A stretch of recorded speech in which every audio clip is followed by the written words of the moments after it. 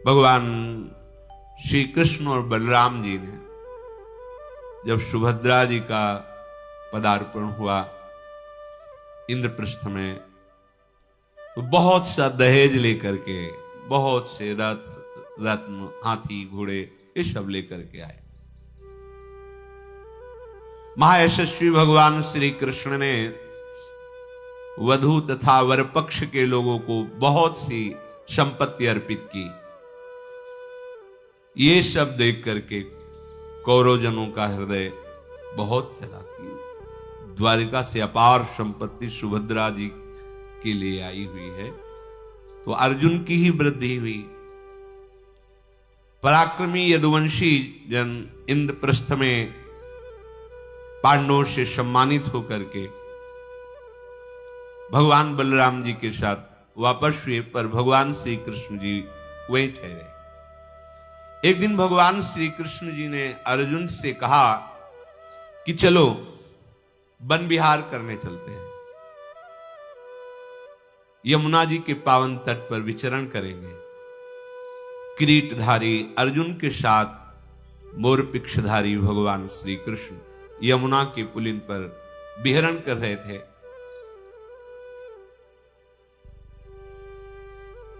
इसी बीच में कुछ काल व्यतीत होने पर सुभद्रा जी के गर्भ से एक महावीर का जन्म हुआ, जिसका नाम अभिश्चमन्युमाश्चैव ततस तमरिम मर्दनम अभिमन्युमिति प्राहुर अर्जुनिम पुरुषर्षभम।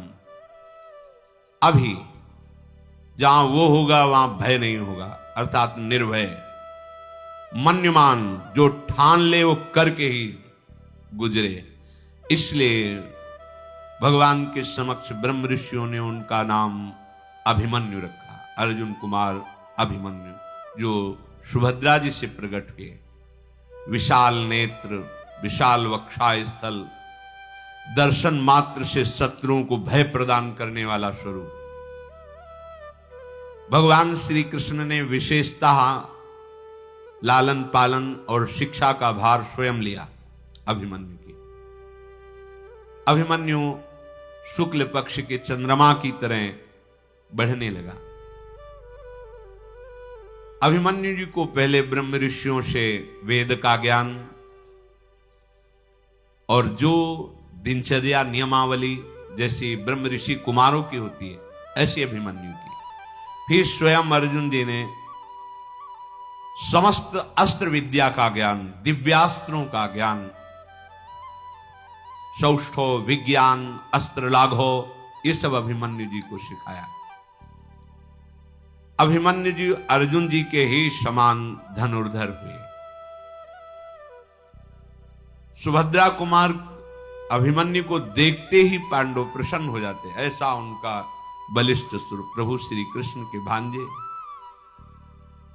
इधर शुभ लक्षणा द्रौपदी जी ने भी अपने 5 पतियों से एक एक वर्ष के क्रम में पर्वत के समान अविचल बल धारण करने वाले 5 पुत्र प्रकट किए।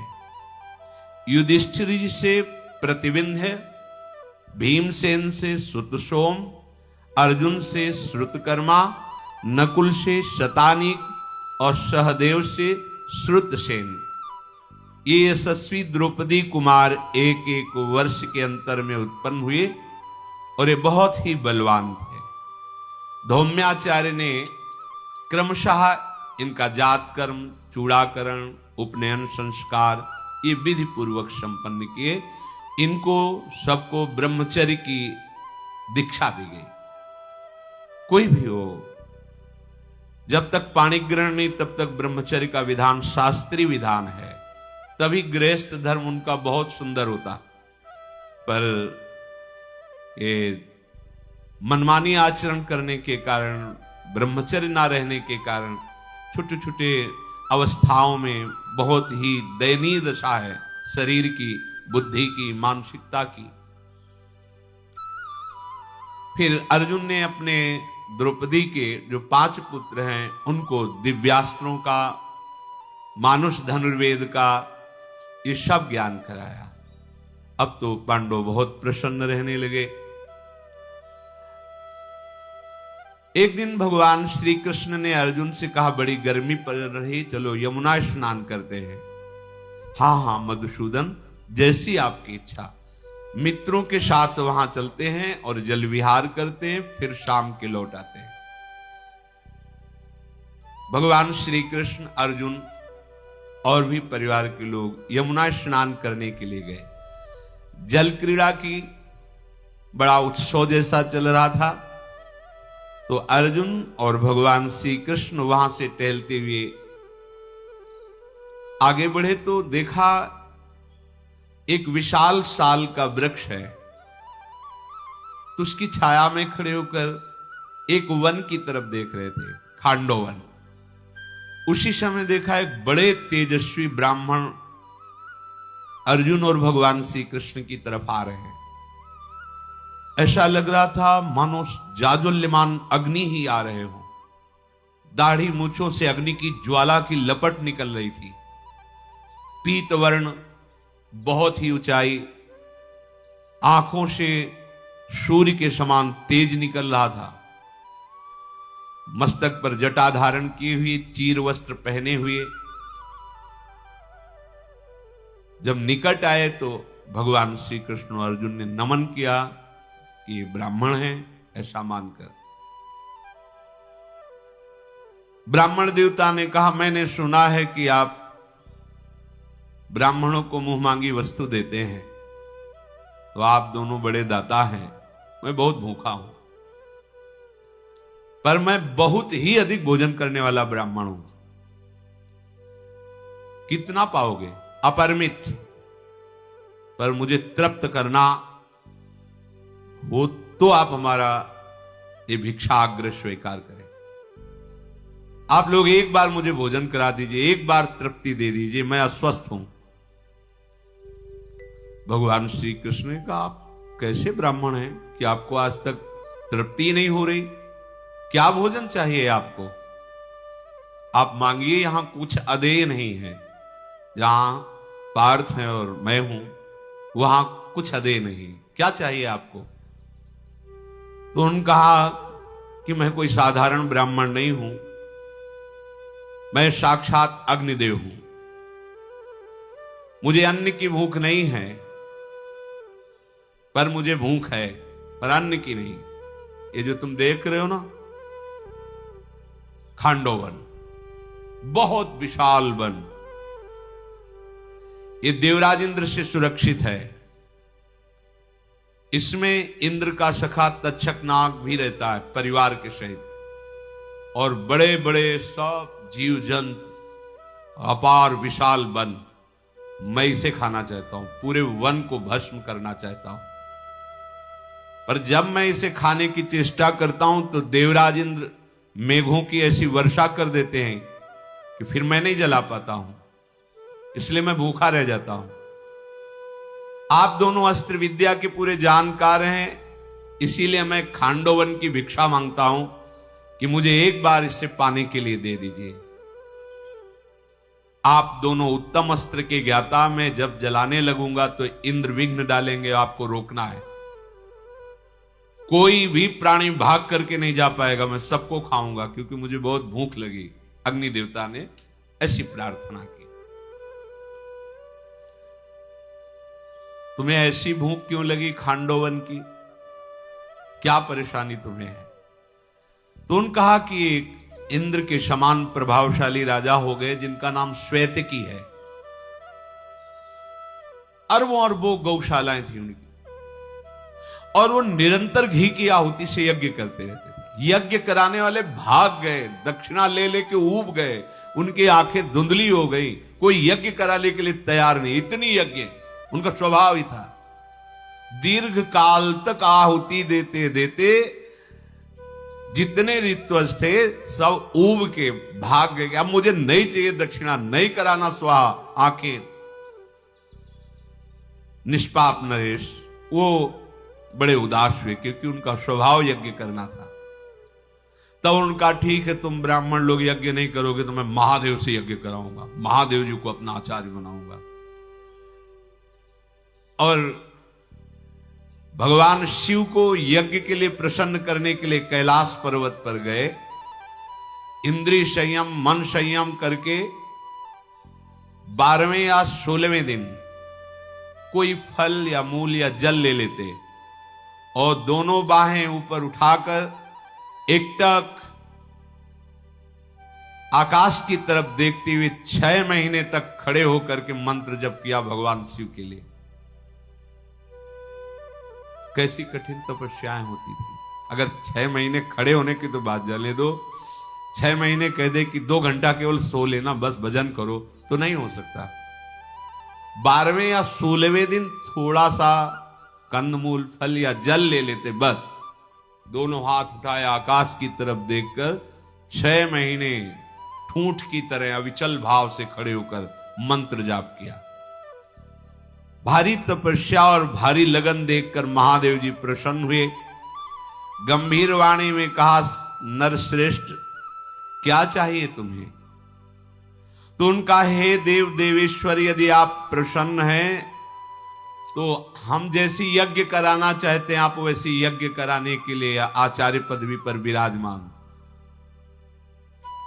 भगवान शिव हंस दिए, तुम यज्ञ कराने के लिए मैं ही मिला हूं, तो तुम अपनी तपस्या का फल ये चाहते हो कि मैं आचार्य बनूं और यज्ञ कराऊं? हां, तो शर्त है घी की धारा टूटेगी नहीं। 12 वर्ष का ये यज्ञ चलेगा और 12 वर्ष में एक बूंद का भी अंतराय घी का नहीं पड़ेगा, धारा चलेगी घी की। इतनी व्यवस्था कर पाओगे? उसने कहा, हां महाराज, आप आज्ञा कीजिए। अरबुदों गौशालाएं थी। बोले, फिर मैं तो यज्ञ नहीं कराऊंगा, लेकिन मेरे ही अंशभूत से महर्षि दुर्वासा प्रकट हुए हैं, मैं ही दुर्वासा रूप में हूं, वो यज्ञ कराएंगे तुम्हारी। तुम घी जुटाओ, सामग्री जुटाओ। महाराज नरेश लगन पूर्वक 12 वर्ष तक घी की व्यवस्था बराबर चलती रहे। सामग्री जुट गई। फिर महादेव जी का स्मरण किया। श्वेतकी के बुलाने पर दुर्वासा जी आए। उन्होंने सांगोपांग यज्ञ कराना प्रारंभ किया। देवता लोग आश्चर्यचकित हो गए इस यज्ञ में। दुर्वासा जी के आगे किसी विघ्न की सामर्थ्य नहीं। 12 वर्ष तक लगातार मोटी धार घी की अग्नि में अद्वितीय यज्ञ। पहले किसी ने ऐसा नहीं किया, आगे कोई ऐसा नहीं कर पाएगा। अग्निदेव इतना घी पिए कि लीवर काम नहीं कर रहे। अग्निदेव का मंद अग्नि हो गई, सफेद रंग पड़ गया, कांति फीकी पड़ गई, अब प्रज्वलित होने की सामर्थ्य नहीं रह गई। 12 वर्ष तक रात दिन लगातार घी की धारा। ऐसे नहीं कि थोड़ा मिला के चम्मच से घी स्वाहा, पूरा। उदर विकार हो गया अग्निदेव जी को, अपने को तेजहीन। अब जो स्वाहा करे तो अग्निदेव प्रगट ही ना हो, क्योंकि इतना घी पी चुके हैं श्वेतकी जी के अग्नि यज्ञ में। अब वो सीधे ब्रह्मलोक गए। बोले, औषधि का कुछ विधान करो, नहीं तो हमारा तो राजा श्वेतकी ने इतना घी पिला दिया है कि अब हमारा प्रज्वलित होना असंभव हो गया। मुझे अरुचि हो गई है अब, और जगतपते मेरे को अरुचि हो गई तो देवता भूखे रह जाएंगे, क्योंकि इन्हीं से सबको जाता है। अग्निदेव की बात सुनकर संपूर्ण जगत के सृष्टा भगवान ब्रह्मा जी ने हंसते हुए कहा, 12 वर्षों तक वसुधारा की आहुति की घृत धारा का तुमने उपभोग किया है, इसलिए तुम्हारा उदर ग्लानि को प्राप्त हो रहा है, पर तुम स्वस्थ हो जाओगे। मैं तुम्हें उपाय बताता हूं। खांडोवन है, अपार वनराश, बहुत से जीव जंतु सबको पा जाओ। जैसे उदर में चिकनाहट पाने से तो चना है, ऐसे सूखी चीजें पाओ तो थोड़ा चिकनाहट से बचो। तो वन है, बहुत से वृक्ष लताएं जीव जंतु, उन जीवों के मेदे से और वन स्थली के जलाने से तुम्हें पुनः वही तेज प्राप्त हो जाएगा। उस वन को जलाने के लिए तुम जाओ। परमेष्ठी जी ब्रह्मा जी की बात सुनकर अग्नि देवता वहां गए और खांडोवन को जलाने लगे। तो देवराज इंद्र उसकी सुरक्षा करते थे। मेघ की वर्षा तो फिर धुआं उठा, खत्म। जय बार प्रयास करते थे। तब फिर ब्रह्मा जी को पुकारा कि आपने हमारे लिए जो बताया था वो तो संभव नहीं हो रहा। देवराज इंद्र वर्षा कर देते हैं। तब उन्होंने कहा समय का इंतजार करो, हे अनल, देवराज इंद्र कुछ नहीं बिगाड़ पाएंगे। भगवान का अवतार हो रहा है, भगवान वासुदेव और इधर अर्जुन। ये दोनों जब यमुना किनारे विहरण कर रहे हो तब इनसे भिक्षा मांगना, और अगर ये दोनों हाँ बोल दिए तो किसी देवता की सामर्थ्य नहीं कि तुम्हारे भोजन में विघ्न डाल सके। तो जहां ये दोनों वीर एक साथ हो गए तो फिर त्रिभुवन में कोई विजय प्राप्त नहीं कर सकता। तो यही सुनकर के इंतजार कर रहे थे अग्नि देवता, और भगवान श्री कृष्ण अर्जुन जी के पास जाकर निवेदन किया। अग्नि का एक कथन सुनकर अर्जुन ने कहा कि मुझे इंद्र से लड़ना पड़ेगा, तो इसके लिए मेरे पास अभी धनुष नहीं है। साधारण मृत्युलोक के धनुष हैं, पर मुझे दिव्य धनुष चाहिए और ऐसे तर्कस चाहिए कभी खाली ना हो। मेरे बाहुबल और दिव्यास्त्र के ज्ञान के अनुसार मेरे पास धनुष और तर्कस नहीं है। वायु वेग के समान चलने वाला रथ नहीं है, अश्व नहीं है, क्योंकि पूरे खांडोवन में कोई विघ्न न पहुंचा सके तो ऐसा वाहन भी होना चाहिए कि मैं जहां जाऊं मन की गति के अनुसार वहां पहुंच जाऊं, वहां रक्षा करूं। फिर इसके अंदर जितने भी नाग पिशाच पशु पक्षी कोई बाहर नहीं निकल पाएगा। आप आराम से भोजन कीजिए। इस कार्य की सिद्धि के लिए इंद्रदेव से मुझे युद्ध करना पड़ेगा। इसके लिए मुझे धनुष, अक्षय तुड़ीर, रथ, अश्व ये चाहिए। अर्जुन के ऐसा कहने पर महातेजस्वी भगवान अग्निदेव ने वरुण जी का चिंतन किया। लोकपाल वरुण आए और अग्निदेव से कहा, क्या आदेश है? आपने हमारा चिंतन किया। हे जलेश्वर वरुण देव, एक दिव्य धनुष तुम्हारे पास है जो पूजा जाता है, गांडीव, और उसी धनुष के समीप दो अक्षय तर्कस। अक्षय, चाहे जितना बाण चलाओ कभी वहां से खाली नहीं होगा। ये दोनों, और एक कप युक्त ध्वजा से युक्त दिव्य रथ जो अभी तक पूजा ही जा रहा था, वो ये ला करके प्रदान करो। और भगवान के दिव्य सुदर्शन की प्रार्थना की। अग्निदेव ने भगवान का दिव्य सुदर्शन हाथ में लेकर कहा, प्रभु इसे आप धारण करें।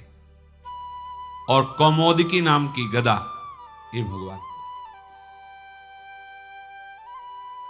दिव्य रत्नों से जटित गांडीव धनुष और दो बाणों से भरे हुए तुणीर ये अर्जुन को प्रदान किए। ये धनुष ऐसा है कि कट ही नहीं सकता, चाहे जिस अस्त्र से काटो। इसकी शक्ति ऐसी है कि लाखों करोड़ों धनुष मिलकर भी इसकी बराबरी नहीं कर सकते। ये इतना चिकना, दोष रहित और दिव्य है कि अभी तक देवता दानव गंधर्व इसकी पूजा ही करते आए हैं। गांडीव धनुष की सो अर्जुन को दिया। और दिव्य घोड़ों से जुता हुआ एक रथ दिया जिसकी ध्वजा पर कपि विराजमान, जो अपनी दहाड़ से शत्रुओं को भयभीत करते हैं। और ऐसे घोड़े जो आकाश में भी चल सकते हैं, जल में भी चल सकते हैं, और मन के अनुसार चल सकते हैं। चिंतन किया वहीं पहुंच गए। ऐसे उनकी सफेद कांति, वायु वेग, आवश्यकता के अनुसार छोटे बड़े हो जाना, अंतर्ध्यान हो जाना, दिखाई देना, ऐसे अजेय। जगत के स्वामी भगवान ब्रह्मा जी ने विश्वकर्मा से इसकी रचना कराई थी, भारी तपस्या करके। नूतन मेघ के समान वो दिव्य रथ, गांडीव धनुष, तूणीर, अश्व ये अर्जुन को प्रदान किए, और भगवान श्री कृष्ण का जो दिव्य अस्त्र सुदर्शन और कौमुदी गदा, और कहा कि जब आप इसका प्रहार करोगे तो कोई भी वो सह नहीं सकता, और किसी अस्त्र शस्त्र में ताकत नहीं कि जो अस्त्र ये प्रदान किए गए इनको नष्ट कर सके। अब आप व्यवस्था ऐसी करो कि हमारा भोजन सुरक्षित रहे। अस्त्र विद्या के ज्ञाता, दिव्यास्त्रों के ज्ञाता प्रभु श्री कृष्ण और अर्जुन ने प्रसन्न होकर अग्नि देवता से कहा, आप शुरू हो जाओ, कोई भी बच कर नहीं जाने पाएगा। वज्रधारी इंद्र भी अब कुछ नहीं कर सकते। अग्निदेव बड़े प्रसन्न हुए और शुरू किया खांडोवन को जला। बहुत बड़ा खांडोवन, मतलब इतना बड़ा था कि उसकी लपटें स्वर्गलोक तक जा रही थी। गांडीव धनुष की प्रत्यंचा चढ़ाकर दिव्यास्त्र लेकर के उधर सुदर्शन चक्र लेकर प्रभु और अर्जुन कोई बच के नहीं जा पाए, भिक्षा दी है। अब तो जेव ही खांडोवन में चारों तरफ से अग्नि देवता अपनी जिह्वाओं से लप लप करते हुए जलाने लगे, चीत्कार मच गई। वहां बड़े बड़े नागराज, विद्याधर, असुर और जीव जंतुओं की तो भीड़ ही थी। दोनों रथी खांडोवन में दोनों अलात चक्र की तरह घूम रहे थे, चारों तरफ कोई बच के नहीं जा पाएगा। अग्नि देवता आराम से सब पान कर रहे थे। जब स्वर्ग में लपटें पहुंची तो देवता और महर्षियों को संतप्त देखकर देवराज इंद्र ने तुरंत मेघों को आदेश किया, खांडोवन में तुरंत जाओ और मूसलाधार वर्षा करके उसे शांत करो। देवताओं के स्वामी इंद्र की भयानक जल वर्षा, अर्जुन ने दिव्यास्त्र से ऊपर ही पानी को सोख दिया, बूंद नीचे नहीं आने दिया। फिर दोबारा अग्निदेव पर कुपित होकर बड़े बड़े और प्रलयकारी मेघ हो गए। भगवान के सुदर्शन चक्र ने ऊपर ही रख उस जल को सोख दिया। ये दिव्यास्त्र है। ऐसा अस्त्र प्रदर्शन कि जल वर्षा से अधिक बाणों की वर्षा दिखाई दे रही थी।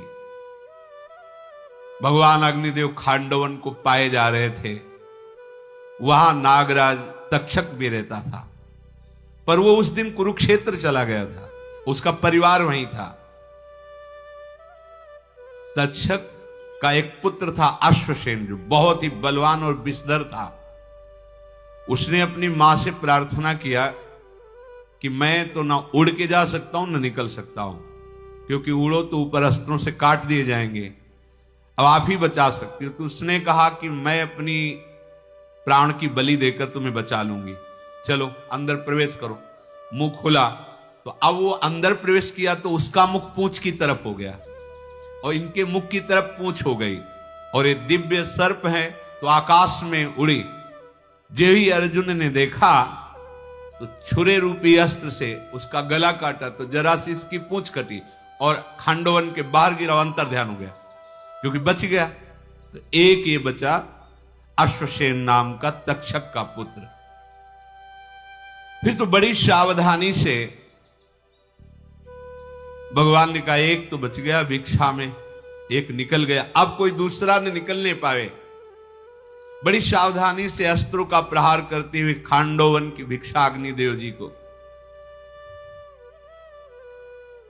अब खांडोवन का विनाश अग्निदेव कर रहे तो सब देवताओं ने ही समझा कि अब भगवान की जब इच्छा है तो सब वापस हो गए। देवराज इंद्र भी मन ही मन भगवान को प्रणाम करके हमारा उपाय तो सब निष्फल हो गया। इसी समय महामायावी मायासुर उसी में था, खांडोवन में निकल करके भगा।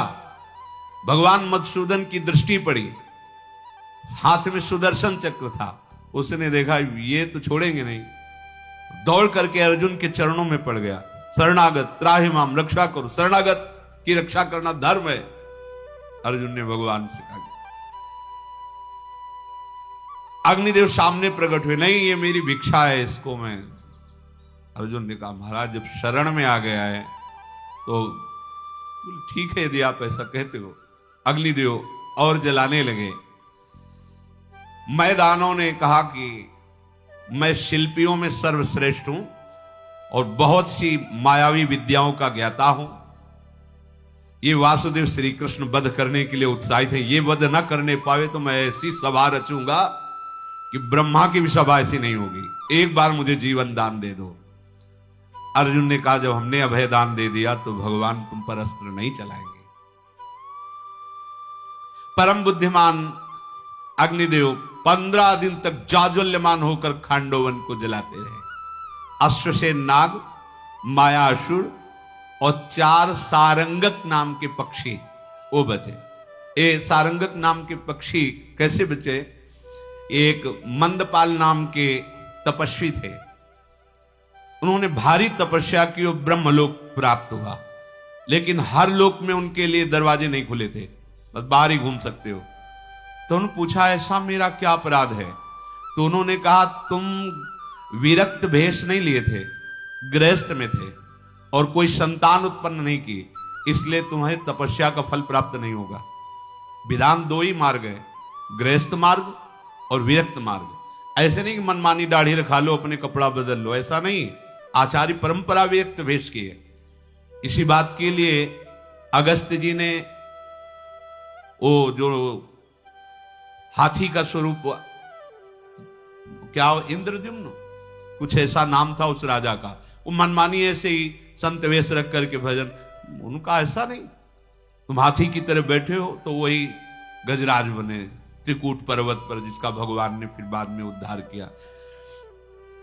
ये सिद्धांत है पुनामनो नरकात पुत्रस्त्रायते पितरम श्रुति तस्माद पत्य संताने यतस्व ब्रह्म सत्तमम। सिद्धांत उनको वहां ब्रह्मलोक में बताया गया कि यदि गृहस्थ हो तो ये संतान होनी चाहिए, नहीं है तो विरक्त होकर भजन करो, नहीं तो पुत नाम का नरक तुम्हें मिलेगा। ऐसा सिद्धांत है। पुनामनो नरकात पुत्रस्त्रायते पितरम श्रुति। यदि आप गृहस्थ धर्म में हो तो आपके एक संतान होनी चाहिए। और एक गृहस्थ धर्म से विरक्त की तरफ आचरण कर रहे थे, पर आचार्य परंपरा गुरु परंपरा से किसी महापुरुष द्वारा विरक्त मंत्र विरक्त भेष नहीं लिए थे, इसलिए कहा तुम गृहस्थ में ही हो, संतान उत्पन्न नहीं किया, सब लोग बंद है तुम्हारे, जाओ संतान उत्पन्न करो फिर आओ। उन्होंने विचार किया कि जल्दी संतान किससे हो जाए, क्योंकि संतान की तो सारंगक नाम पक्षी जल्दी संतान प्रकट करता है। तो तपस्वी थे, उस सारंगक नाम पक्षी से 4 पुत्र उत्पन्न किए। और जब खांडोवन जलने लगा तो उन्होंने कहा सारी मेहनत, क्योंकि भस्म हो जाएंगे तो फिर वहां ताला लगा मिलेगा। तब उन्होंने अग्निदेव से कहा कि हमारी जो दिव्य उन्नति होने जा रही उसमें सहयोगी हैं बालक, आप कृपा करके इनकी रक्षा। पूरा खांडोवन जल गया और उनको आंच भी नहीं आई, क्योंकि अभी उनके पंख भी नहीं निकले थे, उनको आंच नहीं आई। तो ये पूरे खांडोवन में अश्वसेन नाग, मायासुर और सारंगक नामक ये 4 पक्षी बचे। भगवान श्री कृष्ण और अर्जुन के द्वारा सुरक्षित प्रचंड ज्वालाओं वाले भगवान अग्निदेव को जब खांडोवन का भोजन मिला तो ये सब मज्जा मेद आदि पीकर और सूखे हरे सब वृक्ष जलाकर अब उनकी जठराग्नि ठीक हो गई। हाँ, अब स्वस्थ हो गए। उसी समय भगवान श्री कृष्ण और अर्जुन के बीच में इंद्रदेव मरुदगणों के साथ आए और स्तुति की कि प्रभु ये मेरी सेवा थी, इसलिए मैं आपके विरुद्ध में युद्ध में आया, पर मैं जानता हूं आपने जो धर्म स्थापना की उसके लिए मैं आपके विरुद्ध में लड़ रहा था, पर कहीं आपसे विजय प्राप्त कर सकता हूं क्या? पर प्रभु मुझे क्षमा कीजिए, मैं अपने धर्म पालन के लिए ये रोक रहा था। अर्जुन ने कहा कि हमारी इच्छा है कि आपको जितने दिव्यास्त्रों का ज्ञान हो हमें प्रदान करें। तो उन्होंने कहा इसके लिए समय है, जब आप देवाधिदेव महादेव जी को प्रसन्न कर लोगे और पिनाक पाणी भगवान का पिनाक अस्त्र ले लोगे, तब हमारे दिव्यास्त्रों को धारण करने की योग्यता तुम में आ जाएगी। अभी समय है, वो समय कब आने वाला है वो आगे आएगा। वो अपने आप विधान बन जाएगा कि तुम्हारे पास आओगे, हम तुम्हें दिव्यास्त्र सिखाएंगे। अब दोनों पुरुष रत्न मुझे आनंद पूर्वक आशीष दें कि मैं आपकी आज्ञा का पालन करूं। ऐसा कहकर भगवान इंद्रदेव स्वर्ग को चले गए और अग्निदेव बहुत प्रसन्न हुए। प्रभु पूरी भिक्षा हो गई। अब मायासुर ने भगवान की परिक्रमा की और प्रभु से कहा, प्रभु मुझे जीवन दान दिया है तो मुझे थोड़ी सेवा करने का अवसर दीजिए। कुंती नंदन युधिष्ठिर की ऐसी सभा की रचना करूंगा कि जो ब्रह्मा जी की सभा में भी नहीं है वो मैं उपस्थित करूं। आश्चर्यमय त्रिभुवन में सर्वोपम सभा की रचना। अर्जुन ने कहा कि मायासुर, मैं किसी की रक्षा करके उसका उपकार नहीं चाहता कि बदले में मुझे कुछ दे। तुम कृतज्ञता प्रकट करते हो ठीक है, लेकिन मैं उपकार नहीं चाहता। तुम्हारा कल्याण हो, तुम जाओ आनंद से विचरो, कोई भय नहीं, मुझे कोई चाह नहीं तुमसे। मायासुर बोला, प्रभु आप जो कह रहे हो आपके अनुरूप ही है, पर मैं कोई उपकार जैसा नहीं, पर मैं करना चाहता हूं। विश्वकर्मा शिल्प विद्या के महान पंडित हैं और मैं संपूर्ण मायाओं का ज्ञाता हूं। दोनों मिलकर ऐसी सभा का निर्माण करेंगे जो अद्वितीय होगी। अर्जुन ने कहा, तुम प्राण संकट मुक्त हुई हो इसलिए कुछ करना चाहते हो, ऐसी दशा में मैं कुछ भी तुमसे सेवा नहीं लूंगा, पर तुम्हारा संकल्प व्यर्थ ना हो, यदि भगवान आदेश कर दे तो आप कर सकते हो। मायासुर ने प्रभु श्री कृष्ण से अनुरोध किया कि आप आज्ञा कर दीजिए। भगवान 2 घड़ी तक मौन रहे, फिर कहा, ठीक है, जैसी तुम्हारी रुचि हो वैसा तुम निर्माण कर सकते हो। मायासुर, तुम ऐसे सभा भवन का निर्माण करो जिसमें बड़े बड़ों को भ्रम हो जाए। मायासुर देवता, असुर, मनुष्यों की शिल्प निपुणता में बहुत प्रवीण। उसने कहा, प्रभु ठीक है, जैसी आपकी आज्ञा। भगवान श्री कृष्ण कुछ समय तक वहां निवास किया, फिर द्वारिकापुरी को प्रस्थान किया। मायासुर ने अर्जुन से कहा, अब मैं एक आज्ञा चाहता हूं धनंजय। मैंने कैलाश पर्वत की दिशा में एक मैनाक पर्वत है, वहां एक रमणी मणिमय माया में भांड मैंने छुपा रखा है जो बिंदु सर के समीप है। उसका प्रभाव है कि जो रतन चाहो, जो मणि चाहो, जितना चाहो निकालते रहो, कभी खाली नहीं होगा। वो भांड मुझे चाहिए क्योंकि आपकी सभा रत्नों से हम बनाएंगे। और यदि वहां सुरक्षित है तो मैं अभी गया और अभी आया, और एक बिंदु सरोवर में भयंकर गदा पड़ी हुई है जो मुझे पता है। वो ऐसी गदा है कि लाखों गदा का प्रहार वो सह लेगी, लेकिन उसका प्रहार सहना लाखों के लिए भारी पड़ेगा। और वो गदा भीमसेन के लिए मैं लाऊंगा। जैसा आपका गांडीव धनुष, प्रभु का सुदर्शन चक्र, ऐसे भीम के पास वो अमोघ गदा होगी। और एक वरुण देव के पास शंख है जिसका नाम देवदत्त है। वो ऐसी आवाज करता है कि शत्रुओं का हृदय भयभीत हो जाता है। वो शंख लाकर बड़ा प्रसन्न मायासुर आज्ञा लेकर गया और वो भांड लाया, गदा लाई, शंख लाया। गदा भीम को दी, शंख देवदत्त का जो धनंजय को दिया, और उस भांड से निर्माण प्रारंभ किया। उस भांड के पास हजारों किंकर और दिव्य राक्षस उसकी रक्षा करते थे। उनको बुला के साथ लाए और कहा, महाराज अब मैं भवन निर्माण करना चाहता हूं, आप पूजन प्रारंभ करवा दीजिए।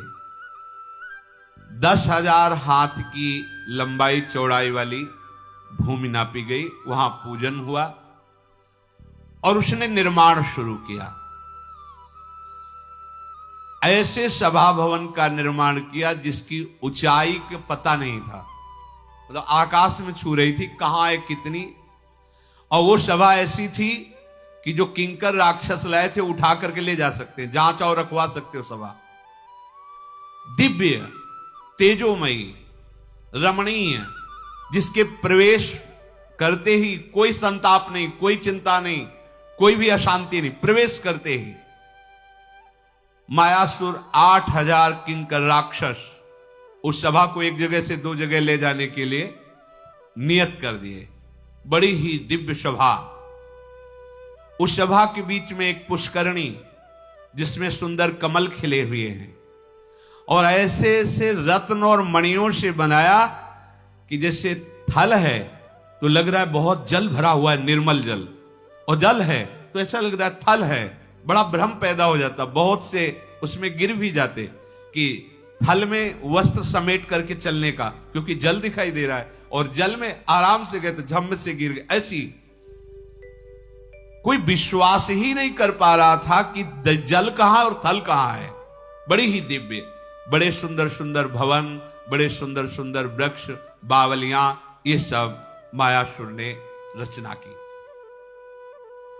तदनंतर राजा युधिष्ठिर ने ब्राह्मणों को बुलाया, खूब खीर पुआ आदि पवा करके उनका पूजन किया, और 10,000 ब्राह्मणों ने स्वस्ति वाचन किया। तब सभा में महाराज युधिष्ठिर पांडव और गुरुजनों के साथ प्रवेश किया। एक एक ब्राह्मण को 1,000 स्वर्ण से विभूषित गौवें दान की जिस दिन सभा में प्रवेश किया। पूजन कार्य संपन्न करके युधिष्ठिर जैसे स्वर्ग में इंद्रदेव विराजमान होते हैं देवताओं की सभा में, ऐसे आनंद पूर्वक ऋषियों की और विभिन्न देश से आए हुए नरपतियों की सभा में महाराज युधिष्ठिर शोभायमान हुए। एक दिन सभा में महात्मा पांडव विराजमान ही थे कि वीणा की झनकार सुनाई दी। सब खड़े हो गए। देखा भगवान देवर्षि नारद जी पधारे हैं। नारद जी की थोड़ी सी आंतरिक वृत्तियों का वर्णन कर रहे हैं कि वेद उपनिषदों के संपूर्ण ज्ञाता, समस्त देवता और दैत्यों से पूजित, ये महाराज ऐसे कहीं भी चले जाएं, कंस के यहां भी भरपूर पूजन होता है और कृष्ण के यहां भी भरपूर पूजन होता है। कोई भी इनको अपना विरोधी नहीं मानता। किसी भी दैत्य राक्षस के यहां जाएंगे वो वैसी पूजा करेगा, परम हित ऐसी बात कहेंगे। इतिहास पुराण के मर्मज्ञ, जब से सृष्टि हुई तब से आज तक की सारी बातों का ज्ञान रखने वाले, न्याय के अद्भुत विद्वान, धर्म के तत्व को जानने वाले, शिक्षा, कल्प, व्याकरण, निरुक्त, छंद, ज्योतिष, 6 अंगों के विशाल पंडित और एक के संयोग, नानात्व, समवाय, इसके ज्ञान में विशारद, प्रगल्भ वक्ता, मेधावी, स्मरण शक्ति संपन्न, नीतिज्ञ, त्रिकालदर्शी, अपर ब्रह्म, पर ब्रह्म, सबका ज्ञान रखने वाले, प्रमाणों द्वारा एक निश्चित सिद्धांत पर पहुंचे हुए, वाक्य निकलते ही उसके अर्थ पर पहुंच जाने वाले, बृहस्पति जैसे वक्ता के साथ भी उत्तर प्रति उत्तर करने में समर्थ, धर्म, अर्थ, काम, मोक्ष, चारों पुरुषार्थों के संबंध में यथार्थ निश्चय, 14 भुवनों में स्वतंत्र रूप से घूमने वाले, नीचे ऊपर तिरछे कहीं भी जा सकते हैं, महाबुद्धिमान, सांख्य योग के ज्ञाता, अष्टांग योग के ज्ञाता, देवता असुरों के संपूर्ण ज्ञान को जानने वाले, विशेष वैराग्य संपन्न, संधि विग्रह के तत्व को जानने वाले, शत्रु पक्ष के बलाबल का अनुमान करने वाले,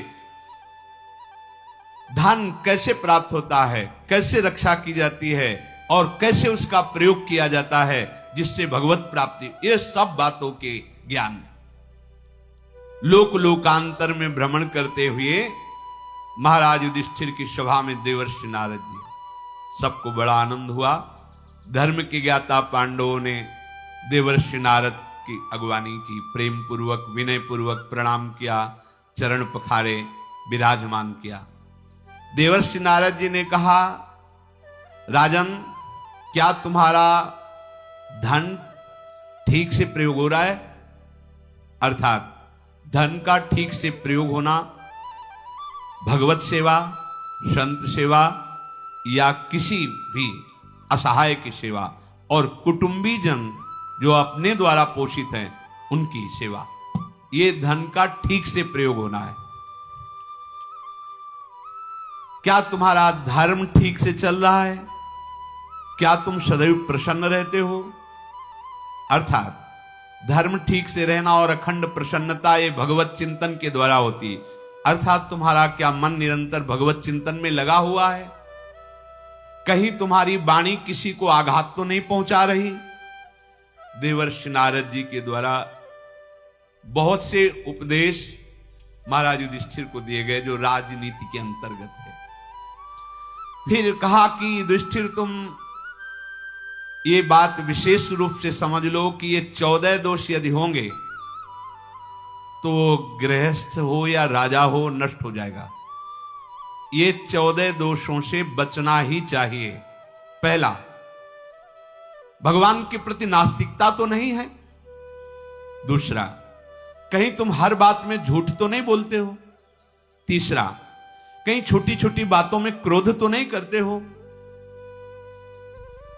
अगला, कहीं तुम जो धर्म शास्त्र से प्रदत्त नियम है उनको करने में प्रमाद तो नहीं करते हो। कहीं तुम्हारे अंदर दीर्घ सूत्रता तो नहीं, अरे कल कर लिया जाएगा। कहीं तुम ऐसा तो नहीं भगवत प्रेमी महात्माओं की अवहेलना करते हो और उनका संग ना करते हो। कहीं ऐसा तो नहीं कि तुम आलस्य के वशीभूत रहते हो। कहीं ऐसा तो नहीं कि पांचों इंद्रियां तुम्हारी भोगों में लगी हुई हैं। कहीं ऐसा तो नहीं कि अपने जो रक्षक भाव से तुम्हारी शरण में परिवार के जन या और भी जन उनको छोड़कर अकेले सुख भोगते हो। कहीं ऐसा तो नहीं कि तुम मूर्खों से मित्रता करके उनकी सलाह पे चलते हो। कहीं ऐसा तो नहीं है कि जो कार्य निश्चित अभी करना चाहिए उसको टाल करके आगे के लिए छोड़ देते हो।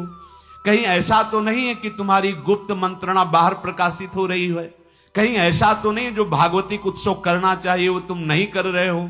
कहीं ऐसा तो नहीं कि कोई तुम्हारा नाश करना चाहता हो, तुम सावधान नहीं हो। यदि ये 14 दोष हैं तो चाहे वो गृहस्थ हो या राजा हो उसका पतन हो जाता है। हे राजन, इन 14 दोषों से अपने को कभी नष्ट ना होने देना। तुम्हारा वेद सफल है, तुम्हारा धन सफल है, तुम्हारी स्त्री सफल है, तुम्हारा शास्त्र ज्ञान सफल है। युधिष्ठिर जी ने कहा महाराज ऊपर की बातें तो समझ गया पर वेद सफल है, धन सफल है, स्त्री सफल है, शास्त्र ज्ञान सफल है, इसका मतलब क्या? तो राजन वेदों की सफलता है ब्रह्मबोध में, दूसरों की सेवा करने में, भगवत सेवा, संत सेवा आदि आदि। यह धन की सफलता मानी जाती है। और स्त्री की सफलता है पुत्र प्राप्ति में, संतान प्राप्ति में। और शास्त्र ज्ञान की सफलता है इंद्रियों पर विजय प्राप्त करने में। ज्ञानी हो तो इंद्रियों को संयम में रखो। श्रद्धावान लभते ज्ञानम तत्परा संयतेन्द्रिया। ज्ञान का लक्षण ही है इंद्रियों पर शासन करना, खुला भोगों की तरफ ना छोड़ना। देवर्षि नारद जी महाराज युधिष्ठिर को समझाते हुए कहा कि मैंने यम सभा को भी देखा है, इंद्र सभा को भी देखा है, ब्रह्म सभा को भी देखा है, वरुण सभा, हर सभाओं में, पर भगवान श्री कृष्ण की कृपा से तुम्हारी सभा सबसे उत्तम बनी हुई है। कुंती कुमार, मैं जब देवलोक से जा रहा था तो वहां तुम्हारे पिता पांडु मिले और उन्होंने प्रणाम करके हमसे कहा कि हे ऋषि, आप मनुष्य लोक में तो जाते आते ही रहते हो, मेरा प्रणाम स्वीकार करें और मेरे बेटा युधिष्ठिर से कहना कि यद्यपि मुझे धर्म के कारण बहुत से उत्तम लोग प्राप्त हुए हैं, पर यदि तुम राजसूय यज्ञ कर लोगे तो मुझे और उत्तम लोगों की प्राप्ति होगी। और तुम कर सकते हो, तुम्हारे भाई बलवान हैं, राजसूय यज्ञ वही कर सकता है जो विश्व पर विजय प्राप्त कर ले।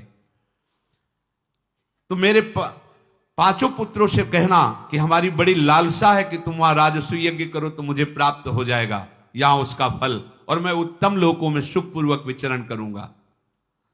तो पांडुनंदन, तुम्हें अपने पिता पांडु की सूचना हमने दी, तो तुम संकल्प करो राजसूय यज्ञ करने का।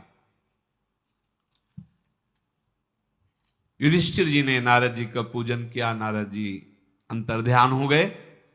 अब विचार किया राजसूय यज्ञ छोटी मोटी बात तो है नहीं, तो अपने भाइयों को, मंत्रियों को, मुनियों को और फिर भगवान श्री कृष्ण को भी बुलाया और कहा पिता ने परलोक से आदेश किया है देवर्षि नारद से कि हम राजसूय यज्ञ करें, तो प्रभु आप सबकी क्या सलाह है?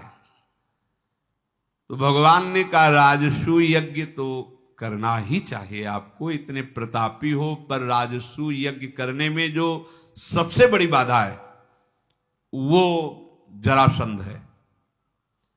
भूपालों पर विजय प्राप्त करके ही राजसूय यज्ञ होती है, और इस समय 14% छोड़ करके 100 में सब राजा बंदी बना लिए गए हैं, जरासंध की कैद में है। वो इतना भयंकर बलशाली, कोई उसे मार ही नहीं पा रहा है, क्योंकि उसकी मारने की प्रक्रिया किसी को पता नहीं। अस्त्र शस्त्रों से मरेगा नहीं, काट दोगे फिर नया गर्दन हो जाएगी, फिर जीवित हो जाएगा, मरेगा नहीं। बहुतों ने प्रयास किया है, वो अपने बल पराक्रम से इतना बढ़ा हुआ है कि जहां आक्रमण करता है राजा वो सर झुका देता है। जरासंध इतना प्रबल उत्कृष्ट बलवान राजा है, इतनी राजनीति उसकी उत्तम है कि वो जबरदस्ती सम्राट बन बैठा बिना अभिषेक के। सम्राट पद पर अभिषिक्त नहीं है, पर वो है अपने बल विक्रम से। वो माया युद्ध का महाबली करुषराज दंत्रवत जरासंध के सामने शिष्य की तरह हाथ जोड़कर खड़ा रहता है। विशाल काय हंस डिंभक के महाबली जरासंध के सामने शरण में लोटे रहते हैं। दंत्रवक्त करब मेघवाहन ये बड़े बड़े राजा जरासंध के सामने हाथ जोड़े खड़े रहते हैं। अगर जरासंध नहीं परास्त हुआ तो आप राजसूय यज्ञ नहीं कर सकते। महाभाग युधिष्ठिर जी ने जब भगवान से बात सुनी तो उन्होंने कहा प्रभु जरासंध तो बड़ा भयंकर है, तो संकल्प ही नहीं करते राजसूय यज्ञ का। सीधे हैं युधिष्ठिर जी, बोले संकल्प ही नहीं करते, हम नहीं करेंगे। उससे कौन लड़ेगा जरासंध से? वो इतना बलवान है। जब आप कह रहे हैं कि वो बलवान है तो मुझे तो शंका ही हो रही कि फिर कैसे विजय प्राप्त होगी। महाबाहु, हमने सुना है कि बलराम जी और आप कई बार उससे लड़ चुके हैं पर मार नहीं पाए, और वो 17 बार 23 अक्षौणी सेना लेकर भगवान पर आक्रमण किया मथुरापुरी में। 18वीं बार भगवान जो काल यवन था तो रण छोड़ भगवान लीला करके भागे और मुचकुंद के द्वारा उसका उद्धार कराया और नवीन द्वारिकापुरी की रचना की। केशव, जब 17 बार वो आपसे नहीं मारा गया, हम क्या मार पाएंगे प्रभु? ये राजसूय यज्ञ की बात ही यहीं से बंद कर देते हैं। भगवान श्री कृष्ण ने कहा तुम्हें चिंता नहीं करनी चाहिए, हमने जानबूझकर उसे छोड़ा है। ये न समझो कि वो मारा नहीं। कई बार बलराम जी ने उसे फांसा है, तो हम ही ने कहा कि छोड़ दीजिए, जो हमारा कार्य वो बहुत बड़ा काम ये कर रहा है। 23 अक्षौणी सेना समेट के ला रहा है, तो लाने दो, हमारा काम है इस समय भूमि का भार हरण करना, तो बड़ा भारी सहयोग कर रहा है। तो तुम ये मत समझो कि वो बलपूर्वक हमसे बच गया है, वो दयापूर्वक छोड़ा गया है। मेरे में नीति है, भीम में बल है, अर्जुन में विजय शक्ति है, त्रिभुवन में कोई ऐसा नहीं। आप राजसूय यज्ञ का संकल्प करें। उनका गोविंद, आपके बुद्धि बल पर मुझे कोई संशय नहीं, पर मुझे डर लग रहा है, क्योंकि हम आपको, भीम को, अर्जुन को खो नहीं सकते। राजसूय यज्ञ हो या ना हो, मुझे बहुत डर लग रहा है। ये जरासंध बहुत बड़ा बाधा खड़ा हो गया राजसूय यज्ञ में। प्रभु, मुझे वो साम्राज्य नहीं चाहिए जिसमें आप तीनों खो जाएं। वो बलपूर्वक 20,000 राजाओं को बलि देने के लिए बंदी बनाए हुए, जैसे बकरा की बलि वैसे राजाओं की बलि। बड़ा दुर्दांत राजा, वो रुद्र देवता की बलि देने के लिए इंतजार कर रहा है, पशुपति के मंदिर में कैद किए है। भगवान ने कहा मेरा एक काम और होगा, उन राजाओं को मुक्त करना, वो सब आपके चरणों में होंगे। राजसूय यज्ञ के लिए बहुत बड़ा सहयोग होगा, ज्यादा युद्ध नहीं करना पड़ेगा, हम उससे द्वंद्व युद्ध की भिक्षा मांगेंगे, अकेले अकेले की। तीनों में से किसी से लड़ जाए, हमसे लड़ जाए, भीम से लड़ जाए या अर्जुन से लड़ जाए, और तुम इस पर बिल्कुल निराश मत हो। युधिष्ठिर बोले मैं ऐसा सम्राट पद नहीं चाहता जिसमें इतना स्वार्थ भरा हो कि हमारे भाइयों को पीड़ा पहुंचे। भीम अर्जुन मेरे नेत्र हैं और आप प्राण हो, प्राण और नेत्र के बिना जीवन कैसा। महाराज जरासंध से लड़ाई की बात तो छोड़ दीजिए, मैं अकेला विचार करके निश्चय कर पा रहा हूं कि अब राजस्वी यज्ञ नहीं होगी। अर्जुन ने कहा कि महाराज मनोयोग से प्रारब्ध को नष्ट करके विजय प्राप्त की जा सकती है, आप प्रारब्ध के ऊपर क्यों बैठ गए। यदि हम राजसूय यज्ञ की सिद्धि के लिए जरासंध का विनाश करके कैद में पड़े हुए राजाओं की रक्षा कर लेंगे, ये बहुत बड़ा धर्म ही होगा। आप यज्ञ का संकल्प कीजिए, जहां श्री कृष्ण है वहां इतना विचार नहीं किया जाता, चल पड़ा जाता है। समझो, जहां श्री कृष्ण का आश्रय वहां ज्यादा विचार करने की जरूरत नहीं, वो आगे खुद संभाल लेंगे। भगवान श्री कृष्ण ने कहा जरासंध का क्या बल है, क्या पराक्रम है, वो सब मैं जानता हूं। मगध देश की एक एक गली को, एक एक वीर को जानता हूं। तुम बिल्कुल चिंता मत करो। ये विषयों में डूबा हुआ राजा तुम जैसे धर्मात्माओं पर कभी विजय प्राप्त नहीं कर सकता। सबसे बड़ी कमी होती है, चाहे कोई कितना बलवान हो, ऐश्वर्यवान हो, यदि वो विषयी है तो एक दिन परास्त हो जाएगा। और अगर सच्चे धर्म से चलते हो तो ठीक है, लड़खड़ाओगे भले, पर विजय तुम्हारी होगी और सत्य मार्ग पर आप ही चलोगे। इसके रहस्य को कोई नहीं जानता, इसलिए नहीं मार पाता। भगवान श्री कृष्ण ने कहा ये पराक्रमी राजा बृहद्रथ काशीराज की 2 जुड़वी कन्याओं से ब्याह किया। बहुत समय हो गया पर इनके कोई पुत्र नहीं हुआ। अब वो बहुत शोकित हो। गृहस्थ धर्म में देखो, अभी सुना था ना श्लोक, अगर पुत्र ना हो, संतान ना हो तो उसे स्पेशल नरक मिलता है। या तो फिर विरक्त होकर भजन में लगो तो मार्ग बदल गया, भगवत प्राप्ति करो। ऐसा नहीं, अगर गृहस्थ में हो तो सत्पुत्र सदाचारी पुत्र प्रकट हो, जिससे पितरों का ये है गृहस्थ धर्म के अंतर्गत। देखो दशरथ जी भी बहुत व्याकुल हुए थे, वशिष्ठ जी के पास कहा था कि फिर तो जीवन बेकार हो जाएगा, क्योंकि हम राजा हैं, गृहस्थ हैं और पुत्र नहीं। तो संगी ऋषि बुला करके पुत्र यज्ञ की भगवान राम लक्ष्मण भरत शत्रुघ्न का प्रादुर्भाव हुआ।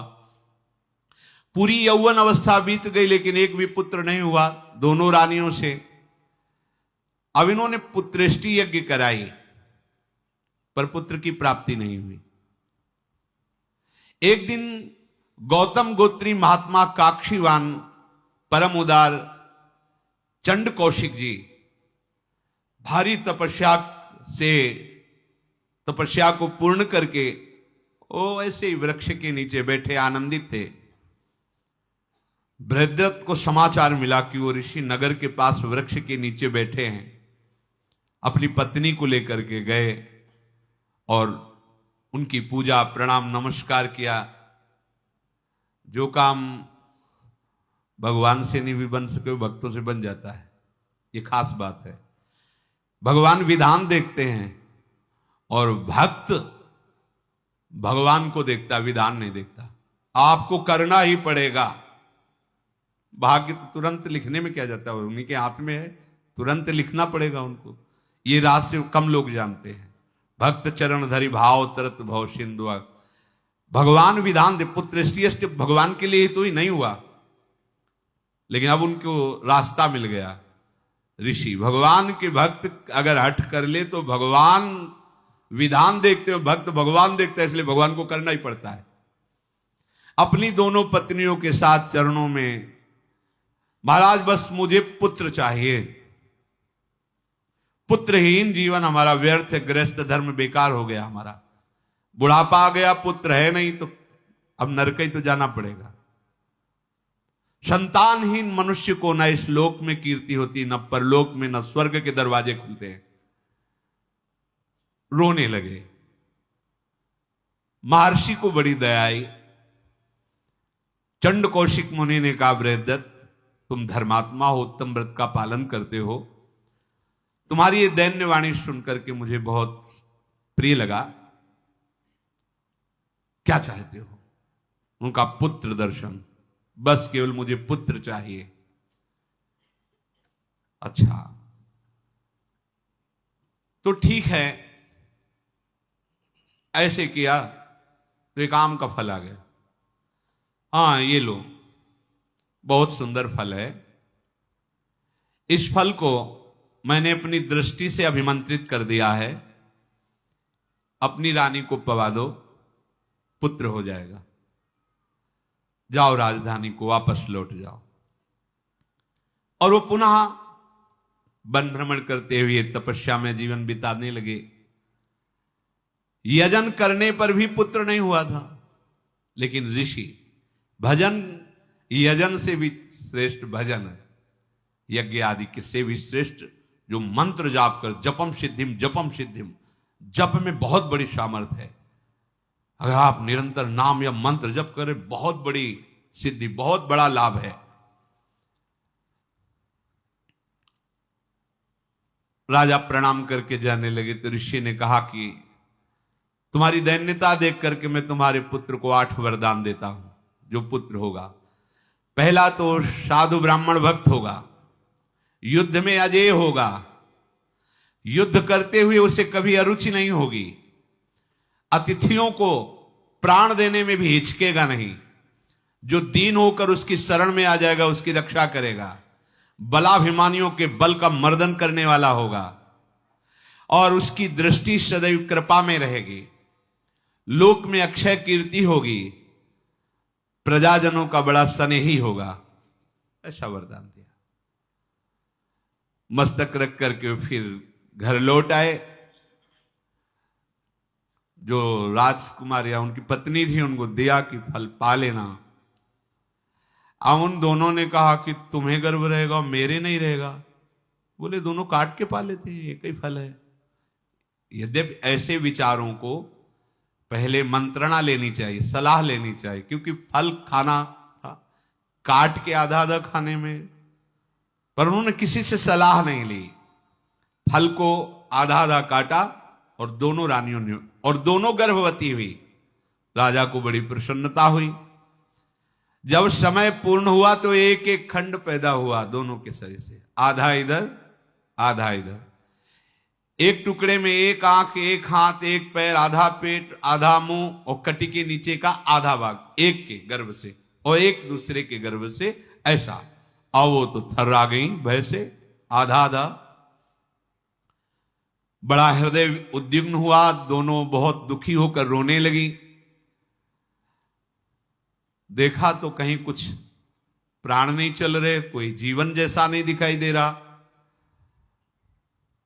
राजा को सूचना दी, राजा बहुत दुखी हुए। अब निर्णय यही निकला कि इनको फेंके, अब क्या करेंगे, 2 भाग। तो चौराहे के पास एक वृक्ष था, उसके नीचे छोड़ दिया। तो एक जरा नाम की बड़ी प्रभावशाली राक्षसी घुमा करती थी। वो भगवान से प्रेरित, विधान से प्रेरित होकर वहां आई और नवीन दोनों टुकड़े देखे तो दोनों टुकड़ों को ऐसे लेके देख रही थी और ऐसे लगाया, कहा जियो जियो, ऐसे जीवित हो गया। जो ही टुकड़े जुड़े सो बालक रोने लगा, सर्वांग पुष्ट। उन टुकड़ों के संयोग होते ही वो बालक रोने, राक्षसी के आश्चर्यमय नेत्र प्रसन्नता से खिल उठे और शिशु के जब मांस को देखा ऐसे तो वज्र के समान कठोर, तो उसने कहा तो असमर्थ है, खाया जा नहीं सकता, ये अपने महाराज को दे देते हैं, जो बृहद्रथ हैं उनको। मेघ की सी रोने की गर्जना हो रही थी उसकी। अब वो पुत्र स्नेह से व्याकुल जो उनकी रानियां थी वो तो तड़प ही रही थी। सहसाए राजा के पास पहुंची और कहा, नरेश, वैसे तो मैं हत्या ही करने के लिए उठाया था इनको, खाने के लिए, पर जीव ही ऐसे क्या है, जुड़ गए। तो उनका है तो मेरे ही पुत्र के दोनों खंड थे। तो उनका हाँ, ये आप स्वीकार कर लीजिए। बृहद्रथ ने कहा आज से हमारे राज्य में घर घर तुम्हारी पूजा होगी, अब तुम राक्षसी भाव से नहीं देवी भाव से पूजी जाओगी। धायों ने उस बालक को लेकर के माता की गोद में डाला जा करके, माताएं देखकर बड़ी आनंदित हुई। तो जरा नाम की राक्षसी ने संध किया, इसलिए उनका नाम जरासंध हुआ। और ये भगवान रहस्य जानते थे, इसीलिए कोई नहीं मार पा रहा था। अन्य अंग काटो तो फिर वो नवीन वरदानी था। अगर ऐसे ही, अब वो कोई रहस्य जानता नहीं था, तो भगवान ने कहा मैं रहस्य जानता हूं, इसलिए तुम चिंता न करो। शेष चर्चा आगे। राधा वल्लभ लाल की।